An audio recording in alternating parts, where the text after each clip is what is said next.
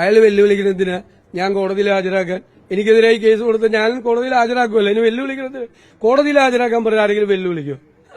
അത് ഞാൻ ഹാജരാക്കിക്കോളാം. അതുകൊണ്ടാണ് ഞാൻ നോട്ടീസ് അയച്ചപ്പോൾ മറുപടി കൊടുത്തത്. അദ്ദേഹം 2 കോടി രൂപയുടെ നഷ്ടപരിഹാരം, മാനനഷ്ടം ഉണ്ടായെന്ന് പറഞ്ഞിട്ടാണ് എനിക്ക് നോട്ടീസ് അയച്ചത്. കേസ് കൊടുത്തപ്പോൾ 2 കോടി രൂപയുടെ മാനം എങ്ങനെയാണ് 10 ലക്ഷമായിട്ട് കുറഞ്ഞത്? എങ്ങനെ കുറഞ്ഞത് 10 ലക്ഷം? കോടതിയിൽ കേസ് നടക്കുമ്പോഴല്ലേ അത്, അപ്പോഴല്ലേ നടത്തുന്നത്?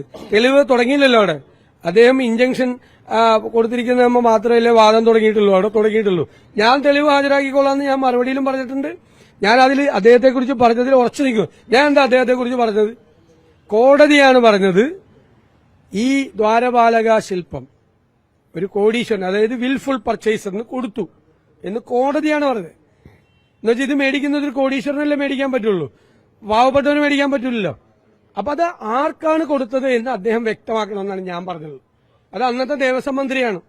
പിന്നീട് കോടതി പറഞ്ഞിട്ടുണ്ടല്ലോ അന്നത്തെ ആളുകൾക്ക് എല്ലാം അറിയാമായിരുന്നു ഇങ്ങനെ ഒരു കച്ചവടം നടന്നത്. എന്നിട്ട് അതിനു പകരം ഒരു വ്യാജ ദ്വാരപാലക ശില്പം ഉണ്ടാക്കി അതാണ് ചെന്നൈയിലേക്ക് കൊടുത്തുവിട്ടത്. ഒറിജിനൽ വിറ്റെന്നാണ് പറഞ്ഞിരിക്കുന്നത്, കോടതിയാണ് പറഞ്ഞിരിക്കുന്നത്. അത് ആർക്കാണ് വിറ്റതെന്നേ ഞാൻ അദ്ദേഹത്തോട് ചോദിച്ചുള്ളൂ. അദ്ദേഹം അറിയണ്ടേ? അദ്ദേഹം അന്നത്തെ ദേവസ്വം മന്ത്രിയല്ലേ. മാത്രമല്ല ദേവസ്വം ബോർഡ് മെമ്പർമാരെന്ന് പറയുന്നത് പൊളിറ്റിക്കൽ അപ്പോയിന്റ്മെന്റ് ആണ്, അല്ലേ? CPM-ന്റെ പത്മകുമാർ മുൻ MLA ആയിരുന്ന ആളാ CPM-ന്റെ, ഇപ്പോഴും ജില്ലാ കമ്മിറ്റി അംഗമാണ്.